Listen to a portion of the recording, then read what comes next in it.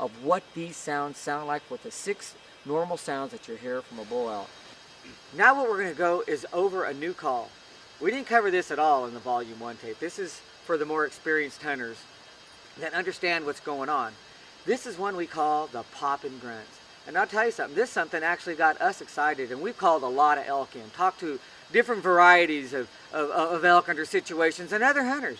Nobody has ever heard this call or understood what was going on with it. And this is one that we call poppin' grunts. And the reason we call it that, because it sounds like a grunt, but usually in singular motion, and he pops it out, and it's like there's a question behind it. He's asking you to show yourself, to come on out, expose yourself to him. That's what he's saying, because he sees something or he hears something, and he can't put an identity on it, and so he's asking you to show yourself so that he can see who you are, what you are, so that you're not a threat. A lot of times there's a lot of different situations this will arise, but right now, what I want to do is I want to show you what this call sounds like. And again, we call this a poppin' grunt. And it sounds something like this.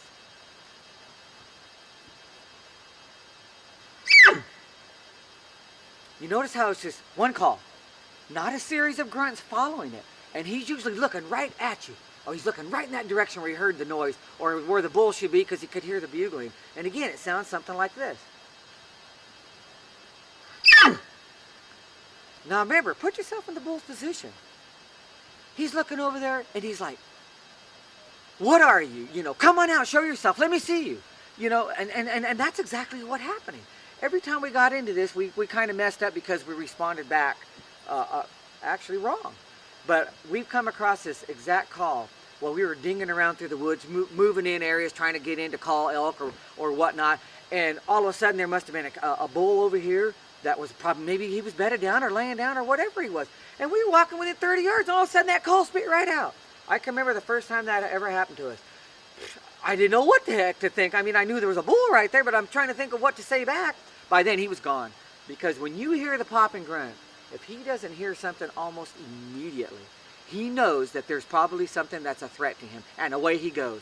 And so we've actually learned how to combat that a couple years ago. This happened to Paul and I, my son, and we were going through the woods and we heard that noise, and we had been messing with a bull all morning long, and there was just all kinds of action going on, and we couldn't get it in on him. The wind was real bad, so we had to end up backing out. As we were heading back out, this actual noise happened to us. And what I did at that time, when he made that noise about 35, 40 yards away, I couldn't see him, it was thick, he couldn't see me, but he could hear us, and he didn't know what we were, so he spit that poppin' grunt out. And the minute he did that, I cow called. All I did was give a couple soft cow calls right then and there. And it calmed him down. So all of a sudden, all the noise he could hear, the ruckus, or maybe even a glimpse of some movement, couldn't identify it, he thought we were cows. We worked him with some cow calls, he still hovered around, and then he started chuckling me.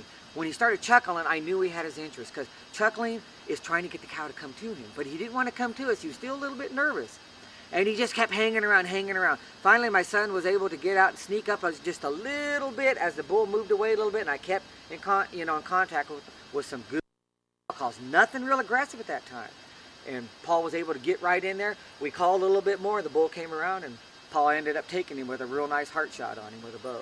So that's how we ended up getting him. But if you would have bugled that bull right there, or if you would have hesitated, like, what do I do next? That bull's gone. It happens that fast, because it's happened to us before. But now we know what they're saying with that popping grunt.